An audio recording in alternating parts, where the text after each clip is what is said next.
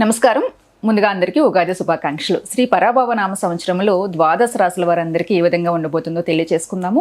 తెలియజేయడానికి మనతో ఉన్నారు ప్రముఖ ఆధ్యాత్మికవేత్త, జ్యోతిష్య మరియు వాస్తు పండితులు బ్రహ్మశ్రీ చేబేయం కిరణ్ శర్మ గురువు గారు ఉన్నారు. మాట్లాడదాం. నమస్కారం గురుగారు. నమస్తే. ఎలా ఉన్నారు? అద్భుతం తల్లి. మహాలక్ష్మి ముందర ఉన్నప్పుడు అద్భుతం. మర్చిపోలేదా మీరు?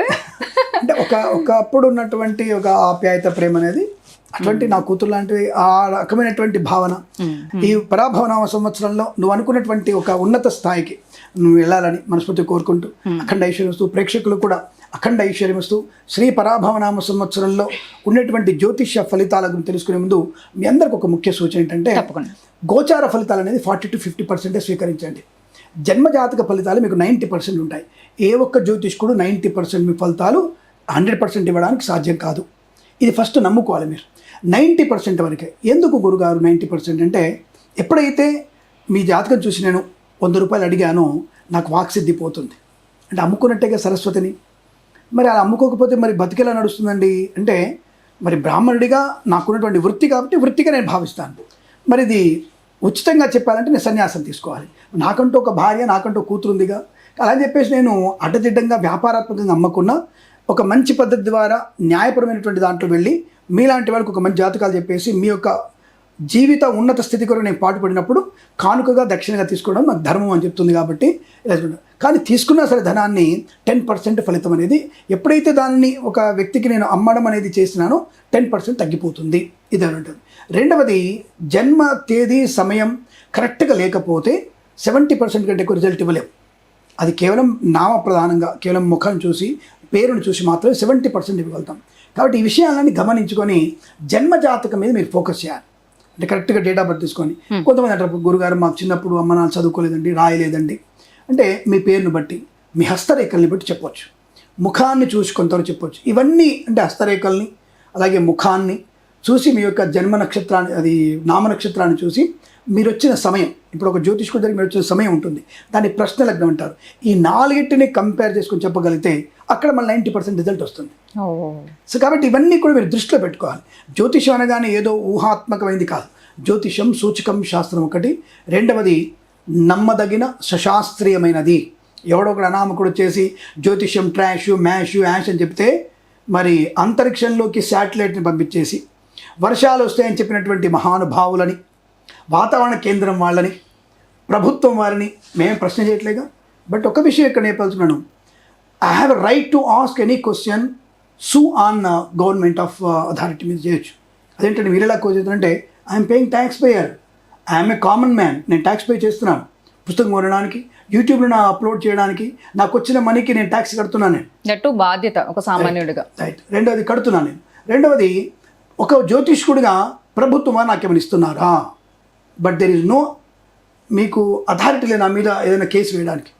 నా దగ్గరికి వచ్చిన ఒక్క వ్యక్తికి 100 వ్యక్తులకు ఉంటుంది. నా దగ్గరికి వచ్చి జాతకం చూపించుకొని వాళ్ళు ప్రమాదంలో పడి వాళ్ళ కుటుంబాన్ని వీధనపాలన చేస్తే వాళ్ళ మీద కేసు వేయచ్చు. జాతకం చూపించుకోవడానికి, దక్షిణానికి కేసు వేయడానికి వాళ్ళకి లేదు. నీ పరోపకారం కోసం అదే ఒక పని చేయించుకుని నీ పని చేసి పెట్టాను, నాకు డబ్బులు ఇచ్చావు, అయిపోయింది. అది దాని కూడా కేసు వేయలేదు. కానీ నీ కుటుంబాన్ని వీధిన పడేసి నిన్ను అడ్డదిడ్డంగా ఖర్చులు పెట్టేసి నాశనం చేస్తే నువ్వు కేసు వేయడానికి నా దగ్గర జ్యోతిష్యం వచ్చిన వారికి మాత్రమే, జ్యోతిష్యం కొరకు వచ్చిన వారికి మాత్రమే అధికారం ఉంది. గవర్నమెంట్కి ఏమాత్రం అధికారం లేదు. కానీ నాకు వాతావరణం తప్పుడు సంబంధించిన నీ మీద కేసు వేయడానికి అవకాశం నాకు ఉంది, ఖచ్చితంగా ఉంటుంది. బికాజ్ నేను టెలిఫోన్కి డబ్బులు కడుతున్నాను, కాల్ డబ్బులు కడుతున్నాను, బ్యాంకు డబ్బులు కడుతున్నాను, క్రెడిట్ కార్డు డబ్బులు కడుతున్నాను, ప్రతి ఒక్క డబ్బులు కడుతున్నాను, దుప్పటికి, ధోతికి, జంజం కొనుక్కుంటూ ట్యాక్స్ కడుతున్నాను. But I'm tax payer, but I have right. కానీ నీకు రైట్ లేదు నా గురించి అనవసరంగా అన్పార్లమెంట్ వర్డ్స్ ఇవ్వడానికి. ఒక ఎమ్మెల్యే, ఎంపీ, ప్రధానమంత్రి కూడా లేదు నా వృత్తి మీద నా గురించి మాట్లాడడానికి. ఈ విషయం గమనించుకోవాలి. సమాజాన్ని ఉద్ధరిస్తున్నారా? సమాజంలోకి వెళ్ళి జ్యోతిష్యాన్ని నమ్మకండి, ఇలా ఉంటుంది చెప్పేసి ప్రచారం చేసుకో, నాకు అభ్యంతరం ఏం లేదు. కానీ నా గురించి పేరు పెట్టి చెప్పగలిగేటువంటి స్థాయి మీకు లేదన్న విషయాన్ని గమనించుకోవాలి ఫస్ట్ ఆఫీషియల్. ఎందుకంటే ప్రతి ఒక్కడు కూడా ఆస్ట్రాలజీ మీద నెగిటివ్ మాట్లాడి ఉంటాడు. మరి ఇక్కడ 10% మాత్రమే పర్ఫెక్ట్ ఆస్ట్రాలజర్స్ ఉన్నారు, 90% పర్ఫెక్ట్ ఆస్ట్రాలజర్ లేరు. అంటే దొంగ జ్యోతిష్కుల వల్ల ఇటువంటి ప్రమాద స్థితి ఏర్పడింది. కాబట్టి ఒక మంచి నిపుణులైనటువంటి జ్యోతిష్యుల్ని కలిసి మీరు తెలుసుకోగలిగితే అద్భుతమైన ఫలితాలు అనేది ఉంటాయనేది నిర్వివాదం. అవగాహన మనకే ఏర్పడాలి. మనం మంచి జ్యోతిష్కుడిని సంప్రదించుకునేటువంటి ప్రయత్నాన్ని చేస్తూ వ్యాపారాత్మక ధోరణి లేని వాళ్ళతో మీరు ముందుకు వెళ్ళగలిగితే జీవన సాఫల్యత అద్భుతంగా ఉంటుంది, మీకు మంచి జరిగే అవకాశాలు. శ్రీ పరాభవనామ సంబంధించినటువంటి యోగాలన్నీ కూడా మనకు ఉండాలని కోరుకుంటూ ఈ గోచార ఫలితాలు అత్యంగా ఆనందపడకండి, అలా నిరుత్సాహపడేటువంటి ప్రయత్నాన్ని చేయకండి. గురుగారు, శ్రీ పరాభవనామ సంవత్సరంలో వృషభ రాశి వారందరికీ ఏ విధంగా ఉంటుంది, ఎలాంటి జాగ్రత్తలు తీసుకోవాలి, ఎలాంటి పరిహారాలు చేసుకోవాలి? ఒకటి, ముందుగా వీరికి ఆదాయ వ్యయాల గురించి తెలుసుకునే ప్రయత్నం చేద్దాం. 5 ఆదాయంగా చెప్పబడుతుంది, 14 ఖర్చుగా చెప్పవచ్చు.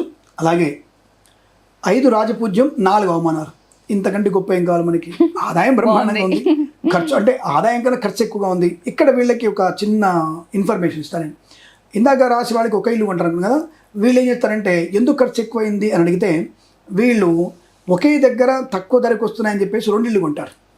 2 గృహాలు కొనడం, 2 గృహాల వరకు 2 ఈఎంఐలు కట్టాలిగా. ఈ నెలకి వచ్చేటువంటి ఈఎంఐలు కట్టడానికి వచ్చే టెన్షన్ అంతా కూడా బాబాయ్ అనవసరం కొన్నటువంటి బాధను పెడుతూనే రెండింటికి ఈఎంఐలు కడుతుంటారు. ఇలా సంవత్సరం గడిపిన తర్వాత వచ్చేసరికి వీరికి అనుకూలమైన ఆనంద యోగం ఉంటుంది కదా, ఇబ్బంది పడక్కల్లా. అలాగే మరి రాజపూజ్య అవమానాలు అంటే రాజపూజ్యం అధికంగా ఉంది కదా, కాబట్టి ఎక్కడికి వెళ్ళినా వీరికి రుణం తొందరగా దొరుకుతుంది. అరే మన పలానా మంచివాడు వెంటనే ఇవ్వగలరు అటువంటి భావనతో మీ గౌరవం వల్ల మీకు ఎక్కడైనా మీకు డబ్బు సునాయాసం దొరికే అవకాశం, మీరు అనుకున్న పని సునాయాసంగా పూర్తి చేసుకుంటారు. దానివల్ల ధనము, గౌరవము, ఆనందం, ఆరోగ్యం కూడా బాగా ఉంటుంది. విదేశాలు వెళ్ళే ప్రయత్నం కూడా వీళ్ళు బ్రహ్మాండంగా చేయవచ్చు సంవత్సరంలో. ముఖ్యంగా ఈ రాశి వారికి, ఈ వృషభ రాశి వారికి ద్వితీయ కుటుంబ స్థానంలో, ధనస్థానంలో, వాక్స్థానంలో గురుడు ఉన్నాడు. దీనివల్ల వీరికి అద్భుతమైనటువంటి రాజయోగం ఉంటుంది. ఒక రకంగా చెప్పాలంటే మహారాణి యోగం ఉంది వీరికి. ద్వితీయంలో ఏ పనైనా చేయగలిగేటువంటి సమర్థతని గురు భగవానుడు కలిగిస్తాడు. మరి వీరికి జూన్ 2 నుంచి అక్టోబర్ 31 వరకు గురుడు 3వ ఇంట ఉంటాడు. ఆ గురుడు 3వ ఇంట ఉండడం కొంత నష్టాన్ని కలిగించిన యోగాన్ని కలిగించే స్థితి కూడా బాగా కనబడుతుంది. అదేంటంటే మీరే నష్టం అంటారు, మీరే యోగం అంటారు అంటే గురుడు ఉచ్చస్థితిలోకి వెళ్తున్నాడు. ఉచ్చస్థితిలో వెళుతూ తన స్థానం అయినటువంటి మీనాన్ని తను చూస్తున్నాడు. ఎవరు? శని ఉన్న స్థానం మీనంలో ఉన్నాడు. గురుడు మీకు కర్కాటకంలో ఉంటూ 9వ దృష్టి చేత తన స్థానం తను చూస్తున్నాడు కనుక తప్పకుండా ఈ వృషభ రాశి వారికి ద్విగుణీకృత లాభాలు ఉంటాయి. అంటే 2 లాభాలు ఉంటాయి. ఒకటి, ఏకాదశంలో శని యోగకారకుడు, దానివల్ల మీకు ధనం, ఆరోగ్యం, ఆనందం, విద్యా సంపన్నత బలంగా ఉండడం, ఏ పనైనా చేయగలిగేటువంటి సమర్థత మీకు బాగా ఉంటుంది. వాక్చాతుర్యం అందరినీ మీ వైపు తిప్పుకోగలిగే అవకాశాలు, నెగిటివ్ని కూడా పాజిటివ్గా మార్చుకునేటువంటి ఆత్మస్థైర్యము, మంచి వ్యక్తిత్వము, విదేశీయానము, విదేశాల్లో స్థిరత్వము, గంభీరమైన మనస్తత్వము, కొత్త వ్యాపార ప్రారంభం చేయడం, సినిమా రంగంలో వారికి అద్భుతమైన యోగం కలిగిస్తారు. సినిమా రంగంలో మంచి లాభం, దర్శక నిర్మాతలకి, నటీనటులకి అద్భుతంగా ఉండబోతోంది. కళాకారులకు, క్రీడలకు లాభాలు ఉంటాయి. అలాగే రాజకీయ రంగంలో కూడా ఎదుగుదల బాగా ఉంటుంది. Share market, speculation, communities, crypto currency, bit coin, lottery level ధన ప్రాప్తి ఉంటుంది. అలాగే అనుకున్న పనులు సకాలంలో పూర్తి చేసుకునే అవకాశాలు. మరి జూన్ 2 నుంచి అక్టోబర్ వరకు నెగిటివ్ ఉందంటే నెగిటివ్ లేదు, పాజిటివ్ తగ్గుతుంది అంతవరకు. నెగిటివ్ ఏమాత్రం ఇవ్వడు, పాజిటివ్. అయినా సరే ఆ టైంలో మీరు కాస్త భగవన్నామం చేసుకోవడం, అలాగే మీరు తప్పకుండా ఆ టైంలో అలవేల మంగాస్త మీద వెంకటేశ్వర స్వామి ఆరాధన చేసుకోవడం వల్ల మంచి ప్రయోజనాన్ని పొందుకునే అవకాశాలు ఖచ్చితంగా ఉంటాయని చెప్పవచ్చు.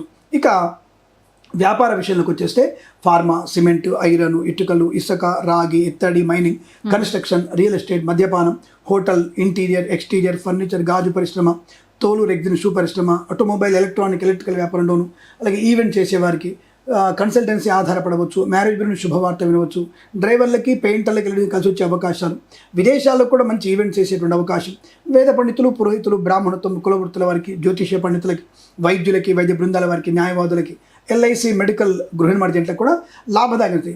సోషల్ మీడియా, శాటిలైట్ జర్నలిస్టుల వారికి, సీనియర్ సిటిజన్స్కి, మహిళలు కూడా అభివృద్ధి పొందుకునే అవకాశాలు బలంగా ఉంటాయి. మంచి మాట తీరు, వ్యవహార లాభాలు ఉంటాయి. బట్ ఏదైనా గురుడు అనేవాడు తృతీయంలో వెళ్ళినప్పుడు కుటుంబ సభ్యులతో కొంత ఇబ్బందికర వాతావరణం, కుటుంబ సభ్యులతో చాలా జాగ్రత్తగా ఉండే ప్రయత్నం, మాట తీసి మాట్లాడుతున్నప్పుడు అన్నీ నాకు తెలుసు, నేనే అన్ని చేసుకోగలను అనేటువంటి ఒక రకమైన అహంకారపూరిత మనస్తత్వం, నాకెవరు చేయక్కర్లేదు, నాకు నేనే అన్ని చేసుకోగలుగుతాను, కుటుంబ సభ్యుల హెల్పింగ్ అక్కర్లేదు అనేటువంటి ఆ భావన మీకు తీవ్రమైనటువంటి నష్టాన్ని కలిగిస్తుంది. ఆ విషయం జాగ్రత్తగా ఉండే ప్రయత్నం చేయండి. ఎందుకంటే ఈ మధ్య సొసైటీలో ప్రేమ కలాపాలు ఎక్కువగా ఉన్నాయి, ఇన్ఫాక్చునేషన్ చాలా ఎక్కువగా ఉంటుంది. కాబట్టి ఈ విషయంలో తల్లిదండ్రులని ఏమార్చినటువంటి పక్కదారి పడిన వ్యక్తులకి ప్రమాదం కలిగే అవకాశం ఉంది. కాబట్టి ఆ విషయంలో అనవసరమైనటువంటి ధర్మ వ్యతిరేకులతో ఉన్నటువంటి మీ స్నేహ సంబంధాలన్నీ కూడా మీకు సింపుల్గా చెప్పాలంటే ఏం లేదమ్మా, మీరు ఆడపిల్లలు జాగ్రత్తగా ఉండండి, మగవాళ్ళు కూడా జాగ్రత్తగా ఉండాల్సిందే, మగవాళ్ళు ఖచ్చితంగా ఉండాలి. కానీ ఆడపిల్లకి తప్పించుకునే అవకాశం లేదు. ఒక చట్టంలో ఇరికిపోయిన తర్వాత ప్రమాదం ఆడపిల్లకి, కాబట్టి తప్పించుకునే అవకాశం లేదు. కనుక ఇప్పుడు ఏమవుతుంది, అనవసరమైనటువంటి వ్యక్తులతో వెధవలతో చేసినటువంటి మీ యొక్క పరాచికాలు, మీ ప్రేమ కలాపాలు, మీ శరీర భాగంలో 2 కాళ్ళు వచ్చేసి కింది ఫ్రిడ్జ్లో, 2 చేతులు మధ్య ఫ్రిడ్జ్లో, తలకాయ వచ్చేసి డీప్ ఫ్రిడ్జ్లో పెడతారు, అంతే తప్ప ఇంకోటి ఏం లేదు. ఇప్పుడు మీకు అర్థమైంది ఎవరితో ఉండాలి, ధర్మ వ్యతిరేకులు ఎవరు, ధర్మానికి ఎవరితో ఉండాలనే విషయం మీకు అర్థమైందిగా. ఇప్పుడు జాగ్రత్తగా ఉండే ప్రయత్నం చేయండి. ఇది ఈవెన్ నాట్ వృషభ రాశి, అన్ని రాశి వారు వర్తిస్తుంది కాబట్టి జాగ్రత్త. మనము తల్లిదండ్రులని ఏమార్చి మనమే అంతా అనుకున్న వాళ్ళకి పతనం తప్పదు. తల్లి తండ్రి కన్నా మించిన దైవం కానీ, వాళ్ళకి మించినటువంటి బెస్ట్ ఫ్రెండ్ కానీ, తండ్రికి మించిన లవర్ కానీ మీకు ఉండరు. తండ్రి అనేవాడు ఒక భర్త మాత్రమే కాదు, అదొక్కడే తప్ప ఆయన అన్నీ అవ్వగలడు. ఒక బాయ్ ఫ్రెండ్, ఒక బెస్ట్ ఫ్రెండ్, ఒక లవర్. ఆ తండ్రి మించి లవర్ ఎవరు ఉంటారు మనకు? బెస్ట్ లవర్ అంటే ఆయన ఒక్కడే, తండ్రి ఒక్కడే. కాబట్టి ఆయన మించడం లేదు. తల్లి అంటవా ఎవ్రీథింగ్. నీ యొక్క ప్రపంచంలో ఒక ముఖ్య పాత్రధారిని మీ తల్లే. కాబట్టి మా ఇద్దరిని మోసం చేసిన నీకు పుట్టగతుడైన విషయం వాస్తవం. కాబట్టి ఆడపిల్ల కానీ మగపిల్లలు కానీ ఈ విషయంలో జాగ్రత్తగా ఉంటే చాలు. మిగతా విషయాల్లో ధన కనుక వస్తు వాహన విద్య విద్య రాణింపు, ఉద్యోగంలో డబుల్ ప్రమోషన్ వచ్చే అవకాశం తప్పకుండా మీకు అనుకూలంగా ఉంటుంది. ఏ పనైనా చేయగలిగేటువంటి ఒక మంచి శుభయోగాలు ఈ రాశి వారికి అద్భుతంగా అని చెప్పొచ్చు. అంటే టాప్ రాశిగా ఈ రాశి వారికి కూడా చెప్పొచ్చు మనం. మీ పిల్లలు అదృష్టవంతులు, గాడ్ గిఫ్ట్, నిజంగా అదృష్టం, భగవంతుడి యొక్క అనుగ్రహం. అంటే ఏ తల్లిదండ్రులు అందరు ఆ పిల్లలు అదృష్టవంతులే. అంటే తన పిల్లని తన కొడుకును చూసుకొని ఆనందపడేవాడు తల్లిదండ్రులే. తనకున్నటువంటి 3 కోట్ల విలువ చేసి 10 కోట్ల విలువ ఇల్లు కన్నా చిరంజీవి రామ్ చరణ్ చూసి ఆనందపడుతున్నాడంటే తన గొప్పతనం, పిల్లలు ఎదుగుతున్న విషయం. అదే పిల్లలు కొంతమంది తప్పు చేసినప్పుడు బాధపడే వాళ్ళు కూడా వాళ్ళే. కాబట్టి పిల్లలే వాళ్ళకి సంతోషానికి బాధకారకులు. అంటే కొంతమంది తల్లిదండ్రులు కూడా పాప పనులు చేసి పిల్లల ముందు అభాస పాలయ్యేటువంటి తల్లిదండ్రులు ఉంటారు. బట్ అలా అంటున్నప్పుడు తల్లిదండ్రుల పాత్ర కూడా ముఖ్యమే. కానీ తల్లిదండ్రులు కూడా జాగ్రత్తగా ఉండాల్సిందే.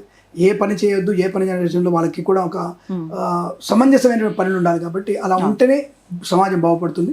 కాబట్టి ఈ రాశి వారికి ప్రత్యేకమైనటువంటి విషయాలు చెప్పబడింది అంతే తప్ప ఇంకా ఉన్నాయి. వేరే రాశి కూడా అటువంటి తప్పుదోవ పట్టేటువంటి వ్యక్తులు ఉన్నారు. వాళ్ళకి ఇలా చెప్తాను, నేను సూటి చెప్తాను. నాకు అంత స్ప్రైట్ నేను సుత్తి లేకుండా సూటిగా ఆ విషయం రియాలిటీ ఉంటుంది, ప్రాక్టికల్ గా చెప్తారు, సైంటిఫిక్ గా కూడా చెప్పాలి, సైంటిఫిక్ గా కూడా చెప్తారు. నిజంగా ఆ విషయంలో నాకు చాలా గర్వంగా అనిపిస్తుంది గురుగారు మీ విషయంలో. అంటే నిజంగా మీలాంటి వాళ్ళ పరిచయం భగవంతుడి అదృష్టం, నాకు గాడ్ గిఫ్ట్. నిజంగా మీలాంటి వాళ్ళ ప్రేమ, అభిమానం. కూతురు అంటావు, ఈ జన్మలో కూతురుగా పర్సనల్ గా నాకు అదే ఫీలింగ్, అదే అఫెక్షన్. మీరంటే నన్ను ఎప్పుడు చూసినా మీరు కూతురు లక్ష్మీదేవి తప్ప మహాలక్ష్మీదేవి. అసలు పేరు పెట్టి రమ అని పిలిచిందే లేదు ఇన్నేళ్ల పరిచయంలో. నేను ఎప్పుడు పిలవలేదు. నేను అంటే చూడగానే మహాలక్ష్మి నేను మహాలక్ష్మీదేవి అంటారు. అది నాకున్నటువంటి ఒక ఆత్మీయత. అరే నా కూతురు ఉంది, ఆ లుకింగ్ అంటే నా కూతురు ఇంకా హైట్ ఉంటుంది నీకంటే, సేమ్ కలర్ సేమ్, అలాగే నా కూతురు హైట్ ఉంటుంది. షీజ్ ఇన్ యుఎస్ లో ఉంది. నేను కూడా మీ కూతురే అంతే. అదే నా కూతురు ఫ్యామిలీ అంతే.